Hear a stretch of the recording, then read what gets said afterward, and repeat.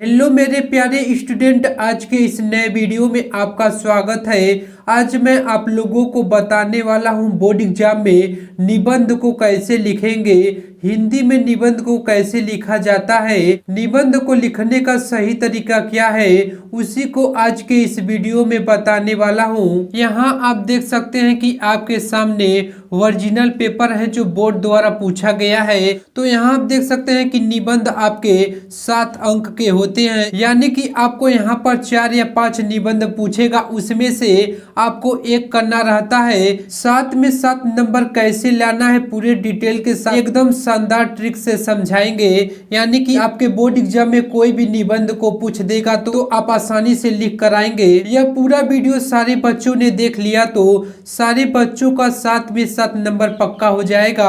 तो आप सबसे पहले ऊपर आप हेडिंग डालेंगे प्रश्नोत्तर संख्या 29, यानी कि पेपर में 29 नंबर में पूछा था, तो आप इसी तरह से लिखेंगे। उसके बाद जिस भी निबंध को पूछा रहेगा आप इस तरह से उसे आप बीच में लिखेंगे। किसी भी टॉपिक पर निबंध पूछता है तो सबसे पहले आप इस तरह से हेडिंग डालेंगे। आप सबसे पहला हेडिंग डालेंगे रूपरेखा का। आप किसी भी टॉपिक पर निबंध को लिखेंगे तो रूपरेखा कॉमन होता है। रूपरेखा में आप जितने भी हेडिंग के बारे में आपको लिखना रहता है आप उस हेडिंग को रूपरेखा में लिखेंगे जिस तरह से हमने लिखा है। यहाँ आप देख सकते हैं कि सबसे पहला आप हेडिंग डालेंगे प्रस्तावना का। प्रस्तावना और लास्ट में जो उपसंहार होता है यह कॉमन होता है। आप किसी भी टॉपिक पर निबंध लिखेंगे तो ये दोनों आपको लिखना जरूरी होता है, एकदम इम्पोर्टेंट होता है। उसके बाद आप दूसरा नंबर हेडिंग डालेंगे प्रदूषण का अर्थ, यानी कि हम प्रदूषण पर निबंध लिखे हैं तो यहाँ पर प्रदूषण का अर्थ लिखेंगे। यानी कि आप किसी भी दूसरे टॉपिक पर लिखेंगे, मान लीजिए आप जनसंख्या पर लिखेंगे तो यहाँ पर आप लिख देंगे जनसंख्या का अर्थ। उसके बाद आप तीसरा नंबर हेडिंग डालेंगे प्रदूषण के प्रकार, यानी कि इनके कितने प्रकार के होते हैं। उसके बाद आप चौथा नंबर यहाँ पर आप हेडिंग डालेंगे प्रदूषण की समस्या तथा इससे हानियां, यानी कि किसी भी आप टॉपिक पर निबंध को लिखेंगे तो उसकी समस्या तथा हानियों के बारे में आप लिखेंगे।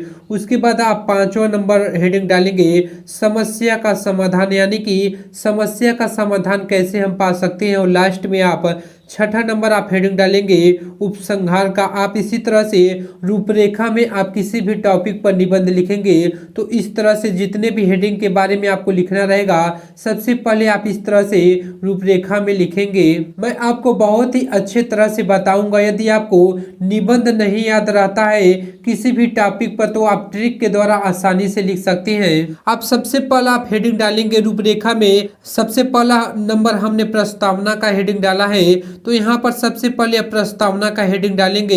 इसी तरह से आप जितने भी हेडिंग को रूपरेखा में लिखेंगे उस हेडिंग को आप क्रम से लिखते हुए चले जाएंगे। उसके बाद आप इसमें लिखेंगे आज का मानव औद्योगिकरण के जंजाल में फंसकर स्वयं भी एक मशीन का ऐसा निर्जीव पुर्जा बनकर रह गया है। आप इसी तरह से लिखेंगे। मान लीजिए हम पर्यावरण प्रदूषण पर लिख रहे हैं तो हम इसमें पर्यावरण के बारे में लिखेंगे। यदि आप यहाँ पर जनसंख्या के वृद्धि पर लिखेंगे तो आप जनसंख्या के वृद्धि के बारे में बताएंगे। आप इसी तरह से लिखेंगे कि वह अपने पर्यावरण की शुद्धता का ध्यान भी न रख सकता है। अब एक और नई समस्या उत्पन्न हो गई है। आप इसी तरह से जिस भी टॉपिक पर निबंध लिखेंगे आप आसानी से बनाकर उसे लिखते हुए चले जाएंगे। वह है प्रदूषण की समस्या। इस समस्या की ओर आजकल सभी देशों का ध्यान केंद्रित है। इस समय हमारे समक्ष सबसे बड़ी चुनौती पर्यावरण को बचाने की है। आप इसी तरह से जिस भी टॉपिक पर आप निबंध को लिखेंगे आप इसी तरह से बढ़ा चढ़ा कर लिखेंगे।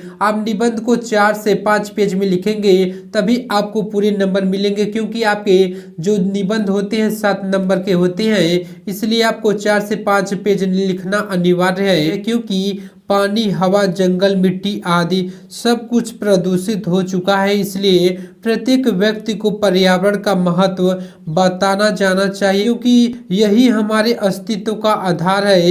यदि हमने इस असंतुलन को दूर नहीं किया तो आने वाली पीढ़ियां अभिशप्त जीवन जीने का बाध्य होंगी और पता नहीं तब मानव जीवन होगा या नहीं। आप इसी तरह से जिस भी टॉपिक पर आप निबंध को लिखेंगे इसी तरह से आप प्रस्तावना में आप अच्छे से लिखेंगे। उसके बाद आप दूसरा नंबर हेडिंग डालेंगे प्रदूषण का अर्थ, यानी कि प्रदूषण का अर्थ क्या होता है। आप इसमें लिखेंगे संतुलित वातावरण में ही जीवन का विकास संभव है, यानी कि मानव जीवन जो है एक संतुलित पर्यावरण यानी कि शुद्ध पर्यावरण में ही जीवन जीना संभव है। पर्यावरण का निर्माण प्रकृति के द्वारा किया गया है। पर्यावरण का निर्माण है वह प्रकृति ने किया है, प्रकृति द्वारा पद्धत। पर्यावरण जो है जीवधारियों का अनुकूल होता है। जब वातावरण में कुछ हानिकारक घटक आ जाते हैं वे वातावरण का असंतुलन बिगाड़ कर उसको दूषित कर देते हैं, यानी कि वातावरण में कुछ हानियां आ जाती हैं जिसके कारण हमारा वातावरण असंतुलित होकर बिगड़ कर वह दूषित हो जाता है। यह गंदा वातावरण जीवधारियों के लिए उनके प्रकार से हानिकारक होता है, यानी कि यह जो गंदा वातावरण है ये सभी जीवधारियों यानी कि पृथ्वी पर जितने भी रहने वाले हैं उनके लिए यह हानिकारक होता है। इस प्रकार के प्रदूषित हो जाने को ही प्रदूषण कहते हैं। आप इसी तरह से लिखेंगे। उसके बाद आप नेक्स्ट हेडिंग डालेंगे प्रदूषण के प्रकार, यानी कि प्रदूषण के कौन कौन से प्रकार हैं। आप इसमें लिखेंगे आज के वातावरण में प्रदूषण इन रूपों में दिखाई देता है। सबसे पहला हेडिंग आप डालेंगे क नंबर पर वायु प्रदूषण। आप वायु के बारे में बताएंगे कि वायु प्रदूषण कैसे हो रहा है। वायु जीवन का अनिवार्य स्रोत है। प्रत्येक प्राणी को स्वस्थ रूप से जीने के लिए शुद्ध वायु अर्थात ऑक्सीजन की आवश्यकता होती है, यानी कि जो हमारा जीवन है वह वायु पर आश्रित है। प्रत्येक प्राणी को यानी कि प्रत्येक व्यक्ति स्वस्थ रूप से जीने के लिए हमें शुद्ध वायु और ऑक्सीजन की आवश्यकता होती है, जिस कारण वायुमंडल में इसकी विशेषता अनुपात में उपस्थिति आवश्यक है। जीवधारी सांस द्वारा ऑक्सीजन ग्रहण करते हैं, यानी कि जितने भी पृथ्वी पर जीवधारी हैं वे सांस द्वारा ऑक्सीजन को ग्रहण करते हैं और कार्बन डाइऑक्साइड छोड़ते हैं। पेड़ पौधे जो हैं कार्बन डाइऑक्साइड ग्रहण करते हैं, हमें ऑक्सीजन प्रदान करते हैं, यानी कि पेड़ पौधे जो हैं वो कार्बन डाइऑक्साइड को लेकर हमें ऑक्सीजन प्रदान करते हैं। उसके बाद आप ख नंबर हेडिंग डालेंगे जल प्रदूषण। आप जल प्रदूषण के बारे में बताएंगे। जल को जीवन कहा जाता है, यानी कि जल ही जीवन है और यह भी माना जाता है कि जल से ही सभी देवता निवास करते हैं। इसके बिना जीव जंतु पेड़ पौधे का भी अस्तित्व नहीं है। आप गो नंबर हेडिंग डालेंगे ध्वनि प्रदूषण। आप बताएंगे कि ध्वनि प्रदूषण कैसे हो रहा है। आप इसमें लिखेंगे ध्वनि प्रदूषण भी आज की नई समस्या है। इससे वैज्ञानिक प्रगति ने पैदा किया है, यानी कि वैज्ञानिक जो हमारे हैं उन्होंने इसका आविष्कार किया है। मोटर कार, ट्रैक्टर, जेट विमान, कारखाने के रसायन मशीनों तथा लाउड स्पीकर के संतुलन को बिगाड़ कर ध्वनि प्रदूषण उत्पन्न कर रहे हैं, यानी कि जो हमारे समाज में वैज्ञानिक द्वारा आविष्कार किया गया है मोटर कार, ट्रैक्टर, जेट विमान, कारखानों के रासायनिक मशीनों तथा लाउड स्पीकर से हमारा संतुलन को बिगाड़ कर ध्वनि प्रदूषण उत्पन्न कर रहा है। उसके बाद आप घ नंबर हेडिंग डालेंगे। जितना हमने लिखा है बस आपको उतना ही लिखना है। जितने हेडिंग डाले हैं उतने हेडिंग डालेंगे, आप उतना ही लिखेंगे, उससे ज़्यादा नहीं लिखेंगे। यानी कि आपको यदि आप क्लास 10th में हैं तो आपको 3 से 4 पेज में आपको निबंध लिखना रहेगा, तभी आपको पूरे नंबर मिलेंगे। यदि आप क्लास 12th में हैं तो आपको 4 से 5 पेज लिखेंगे, तभी आपको 9 नंबर मिलेंगे। रेडियो धर्मी प्रदूषण, इसमें आप लिखेंगे आज के युग में वैज्ञानिक परीक्षणों का जोर है। परमाणु परीक्षण निरंतर होते रहते हैं। इसके विस्फोट से रेडियो धर्मी पदार्थ संपूर्ण वायुमंडल में फैल जाते हैं, अनेक प्रकार से जीव को क्षति पहुंचाते हैं। आप इसी तरह से बोर्ड एग्जाम में आप लिख कर आएंगे। उसके बाद अंग नंबर आप हेडिंग डालेंगे रासायनिक प्रदूषण। इसमें आप बताएंगे कि कारखानों से बहते हुए अपशिष्ट द्रव्यों के अलावा रोगनाशक तथा कीटनाशक दवाइयों से भी, रासायनिक खादों से भी स्वास्थ्य पर प्रतिकूल प्रभाव पड़ रहा है। नेक्स्ट हेडिंग प्रदूषण की समस्या तथा इससे हानियां, यानी कि प्रदूषण की समस्या किस तरह से बनी हुई है तथा इससे क्या क्या हानियां हैं, आप इसमें लिखेंगे।